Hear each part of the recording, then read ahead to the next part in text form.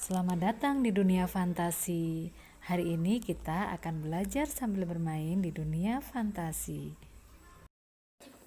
Tujuan yang ingin kita capai kali ini adalah mengidentifikasi unsur-unsur teks narasi, cerita fantasi yang dibaca dan didengar.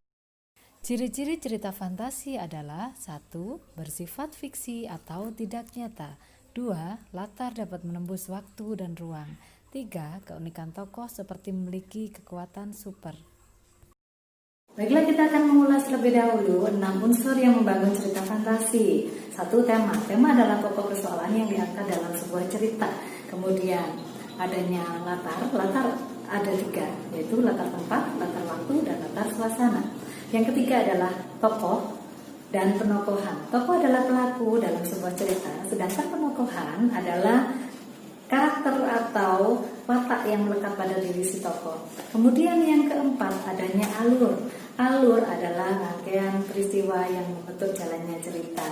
Kemudian alur dibagi menjadi 3. Ada alur klimaks, ada alur anti klimaks, dan alur campuran. Seperti halnya namanya, alur klimaks, nama lainnya adalah alur maju, menceritakan kejadian dari awal mulai adanya masalah, puncak masalah, hingga penurunan masalah atau penyelesaian masalah. Sedangkan alur anti klimaks atau alur mundur menceritakan sebuah kejadian yang mengulang dari belakang ke depan. Misalnya kejadiannya sudah terjadi, tetapi si tokoh menceritakan kembali kejadian tersebut. Unsur pembangun cerita fantasi berikutnya adalah sudut pandang pengarang. Sudut pandang pengarang adalah cara pandang pengarang dalam cerita. Ada 2 sudut pandang yang digunakan dalam cerita fantasi. Pertama, sudut pandang orang pertama, yaitu contohnya aku, saya, dan sudut pandang orang ketiga, yaitu menggunakan nama tokoh atau kata ganti orang ketiga, seperti dia, beliau, mereka. Unsur pembangun cerita fantasi yang terakhir adalah amanat. Amanat adalah pesan yang ingin disampaikan kepada pembaca. Biasanya berupa keteladanan yang bisa diambil oleh pembaca. Setelah kalian memahami unsur-unsur pembangun cerita fantasi, sekarang mari kita bersenang-senang untuk memecahkan misteri di negeri naga biru. Dikisahkan di negeri Moda, ada seorang naga kecil yang ingin mempertahankan tanah kelahirannya. Namanya adalah Sinagata. Pada saat Nagata memulai perjalanannya, dia bertemu dengan seekor naga besar sekali.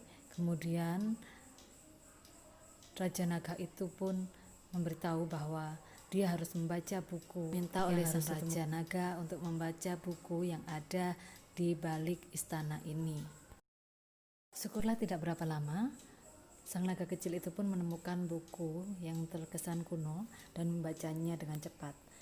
Dan sang naga kecil pun berhasil memecahkan misteri itu.